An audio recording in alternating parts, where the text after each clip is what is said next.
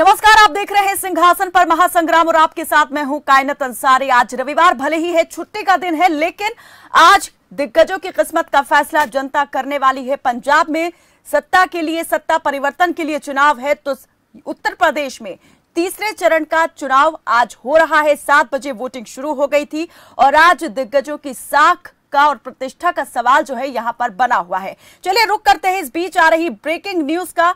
Breaking news, Punjab में 117 और UP में 59 सीटों पर मतदान जारी। प्रधानमंत्री मोदी ने मतदाताओं से की है वोट की अपील। पंजाब और यूपी में बढ़ चढ़कर करें वोट।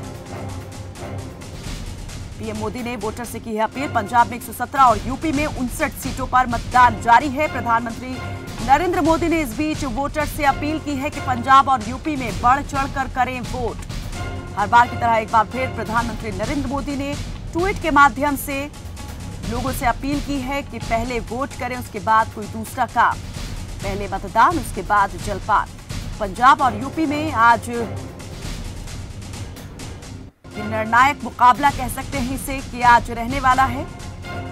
तीसरे चरण तक बहुत कुछ जो है उत्तर प्रदेश में जहां तस्वीर साफ हो जाएगी, तो वहीं पंजाब में आज फैसला कर देगी पंजाब की जनता की सत्ता किसे मिलने वाली है। 117 सीटों पर पंजाब में चुनाव, तो तीसरे चरण में यूपी में 59 सीटों पर, 16 जिलों की 59 सीटों पर मतदान। पहले और दूसरे चरण में, पहले चरण में जहां 11 जिलों की 58 सीटों पर मतदान हुआ, तो दूसरे चरण में 9 जिलों की 55 सीटों पर मतदान। और आज तीसरा चरण 16 जिले और 59 सीटें। सबसे बड़ा ये चरण, 16 जिले यहां पर इस बार चुनाव में शामिल हैं, जिनकी 59 सीटों पर आज यूपी की जनता वोट करने वाली है। वोट की चोट यहां पर किसे पड़ेगी, किसे जनता जो है वोट की चोट से जवाब देने वाली है, यह आज साफ हो जाएगा। पश्चिमी उत्तर प्रदेश और बुंदेलखंड की अधिकतर सीटें इस तीसरे चरण में जो हैं वो चुनाव में हैं और दिग्गज जो हैं इस बार अपनी किस्मत आजमाने उतरे हैं। समाजवादी पार्टी और बीजेपी के जो दिग्गज नेता हैं वो इस बार आमने सामने हैं।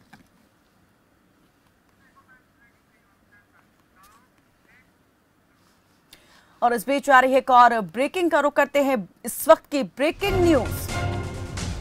केंद्रीय गृह मंत्री अमित शाह ने मतदाताओं से की है वोट की अपील। आपका एक एक वोट अत्यंत महत्वपूर्ण है, अधिक से अधिक संख्या में करें मतदान। विकास को गति देने वाली सरकार को चुने, विकास को गति देने वाली सरकार को चुने, ये कहना है केंद्रीय गृह मंत्री अमित शाह का। और इसी बात को ध्यान में रखते हुए वोट करें। एक एक वोट को कहा उन्होंने कि आपका एक एक वोट कीमती है। प्रधानमंत्री नरेंद्र मोदी ने वोट अपील की है, तो वहीं गृह मंत्री अमित शाह ने भी ट्वीट के माध्यम से मतदाताओं से वोट अपील की है। कहा है कि बढ़ चढ़ कर ले मतदान में हिस्सा, विकास को गति देने वाली सरकार को चुने। तो राजनेताओं के बीच चुनाव प्रचार के दौरान तीखी बयानबाजी भी देखने को मिली। मुद्दों के साथ में आरोप प्रत्यारोप की जो भाषा है वो भी यहां पर चुनावी रैलियों में, सभाओं में सुनाई दी।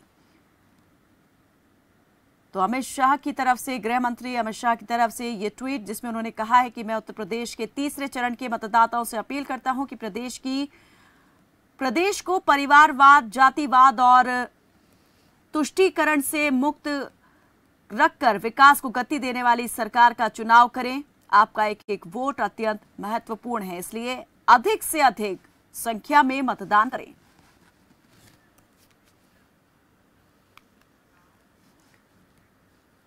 केंद्रीय गृह मंत्री अमित शाह ने जहां मतदाताओं से वोट की अपील की है और कहा है कि आपका एक एक वोट अत्यंत महत्वपूर्ण है और अधिक से अधिक मतदान करने की अपील की है, साथ ही ये भी कहा है कि विकास को गति देने वाली सरकार का लोग जो है वो चुनाव करें। तो इसी बीच यहां पर लगातार नेता अब वोट अपील करते हुए दिखाई दिए हैं। एक और ब्रेकिंग का यहां पर रुख करते हैं, यूपी से आ रही है ये ब्रेकिंग न्यूज। 16 जिलों की 59 सीटों पर वोटिंग है जारी। 7 बजे से मतदान शुरू हो चुका है। मतदान केंद्रों के बाहर मतदाताओं की लगी है कतारें। आज 2 करोड़ 15 लाख से अधिक मतदाता करेंगे मतदान। 59 सीटों पर 627 उम्मीदवार आजमा रहे हैं किस्मत।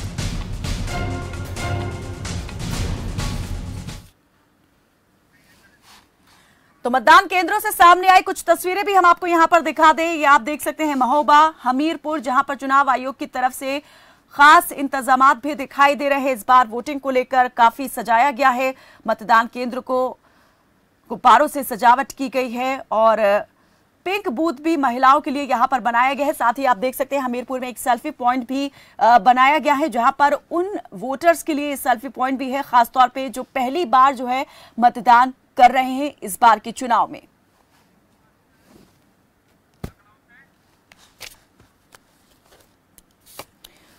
और ज्यादा जानकारी के लिए और बातचीत के लिए हमारे पॉलिटिकल एडिटर संजीव कपासिया लखनऊ से हमारे साथ जुड़ गए हैं। संजीव, आपसे हम ये जानना चाहेंगे कि तीसरे चरण के चुनाव प्रचार में जब दिग्गज सभाओं में पहुंचे थे, चुनावी सभाएं कर रहे थे, तो तीखी बयानबाजी भी यहां पर देखने को मिली थी। एक तरफ विकास की बात तो हो ही रही थी, लेकिन विकास के बाद में कई दूसरे और मुद्दे जो हैं वो भी यहां पर हावी दिखाई दिए थे और आरोप प्रत्यारोप का दौर भी यहां पर सुनाई दिया। हिजाब का विवाद यहां पर गूंजा, तो दूसरी तरफ जो है आतंकवाद का मुद्दा भी यहां पर काफी सुनाई दिया। नेताओं ने आरोप प्रत्यारोप भी यहां पर किए। तो क्या लगता है आज कि कौन सा मुद्दा जो है आज के चुनाव को सबसे ज्यादा प्रभावित करने वाला है? देखिए कायनात, उत्तर प्रदेश के चुनाव की बात करूं तो इसमें जिन्ना से लेकर हिजाब से लेकर और तमाम कब्रिस्तान, शमशान, हिंदू मुस्लिम 80 बनाम 20, ये तमाम बातें भारतीय जनता पार्टी की ओर से कही गई।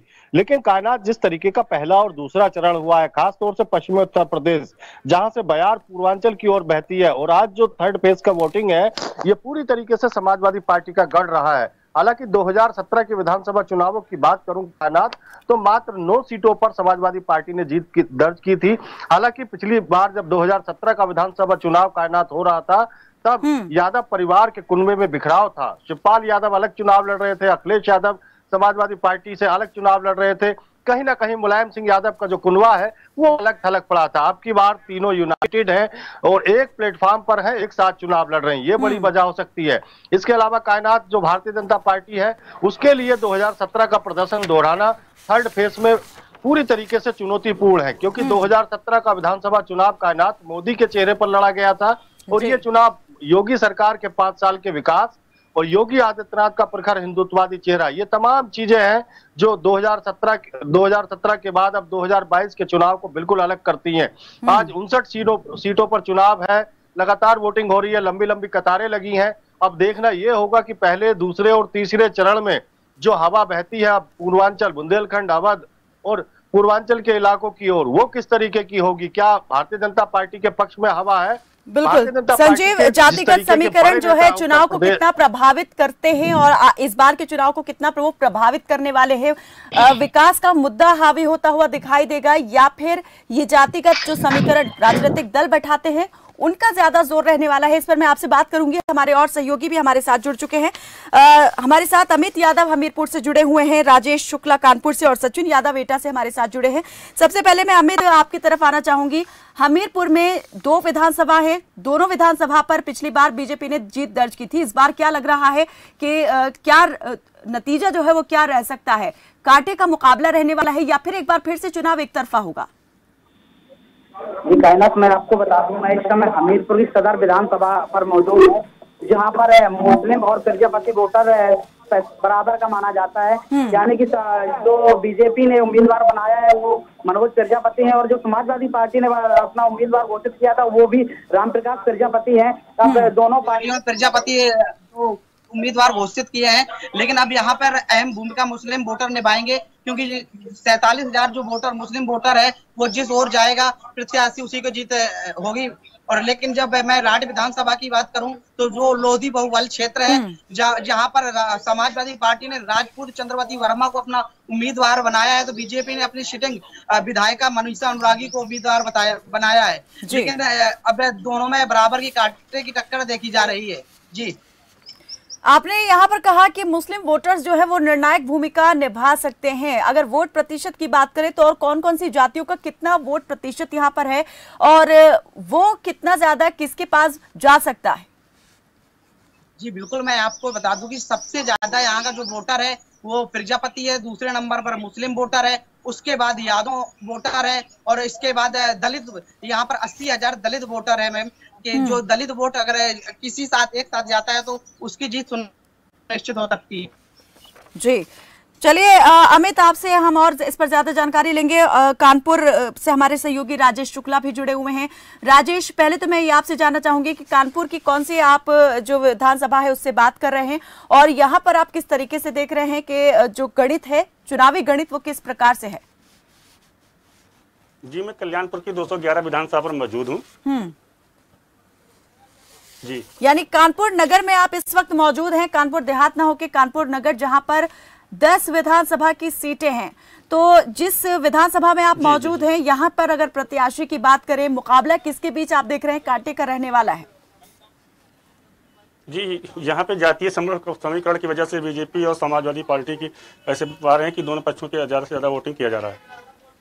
समीकरण जो है, जाति का समीकरण, वो किस प्रकार से है और किस पार्टी को ज्यादा सबसे ज्यादा उसका लाभ मिलता है? जी, अगर जातीय समीकरण की देखा जाए तो जिस विधानसभा कल्याणपुर के भिक्टोर क्षेत्र में मौजूद है, यहाँ पर बीजेपी का वर्चस्व रहा है और बीजेपी की तरफ से और समाजवादी की तरफ से जातीय समीकरण का वर्चस्व कायम रहेगा। जी, अगर हम अभी यहाँ मतदान केंद्र की बात करें, आप किस तरीके की अभी तस्वीर यहाँ पर देख पा रहे हैं? 7 बजे से वोटिंग शुरू हो गई थी, अब करीबन 2 घंटे से ज्यादा का वक्त बीत चुका है। तो अभी तक जो वोट प्रतिशत है वो आप अगर हमें बता सके कि कहाँ तक पहुंचा है और भीड़ कितनी है?